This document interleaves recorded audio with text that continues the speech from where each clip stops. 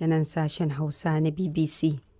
To a Najeriya, hukumomi a jihar Kano da ke arewacin kasar sun tabbatar da kai wani hari da ake zargin wasu 'yan bindiga sun kai a kasuwar Sabon Gari da ya yi sanadiyar mutuwar mutum ɗaya tare da jikkata wani. Shugaban karamar hukumar Fage a Kanan, Honorable Ibrahim Abdullahi Muhammad, shi ne ya tabbatarwa da BBC faruwar lamarin. Ga kuma ƙarin bayanin da ya yi wa abokin aikinmu a Kano, Khalifa Shehudu Kaji, kan yadda lamarin ya faru. Abin da ya faru a yanzu na fita ina gida aka yi min waya cewa da akwai matsala da ta faru a nan Sabon Gari, inda waɗansu mutane da ba a sani ba suka zo suka yi harbi, wanda suka buɗe wuta akan wani mutum da yake da shago yake sai da batira, kuma a take a wajen suka harbe shi aka, wanda kamar yadda kake gani jini ne a nan wajen akan titi ya rasu.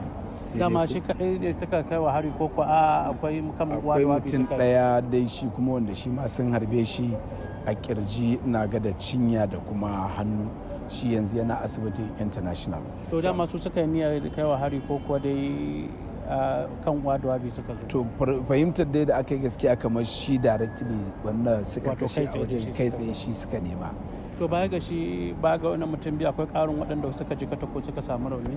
To ba za mu iya cewa ba, sai saboda tunda a lokacin an yi harbi ne ana ta guje-guje, kaga ba za mu iya gane ba. Wani ma in tunda bindiga ce ya ji har ko da ya faɗi ya ji ciwo zai iya tashi ya gudu, amma dai waɗannan guda biyun su ne mutanen wanda aka tabbatar da harbin su da aka yi.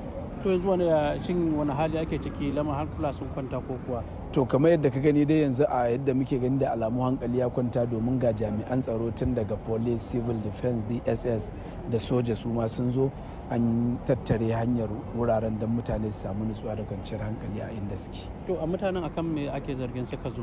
To har yanzu dai wannan muna jiran jami'an tsaro ne don su binkita domin su san menene su ma su sanar da mu, wanda na tabbatar daga nan zuwa gobe jibi za mu samu rahoton abin da ya faru. To kamar suna da yawa suka zo da gashi ba a iya tantance akan abin da suka. To kamar yadda wadansu suke faɗa cewa sun zo ne a babur wanda suka yi harbin su kuma suka shiga cikin mutane aka gudu, ba wanda zai iya ganewa. Honorable Ibrahim Abdullahi Muhammad, shugaban karamar hukumar Fage a jihar Kano. To har yanzu dai muna Najeriya.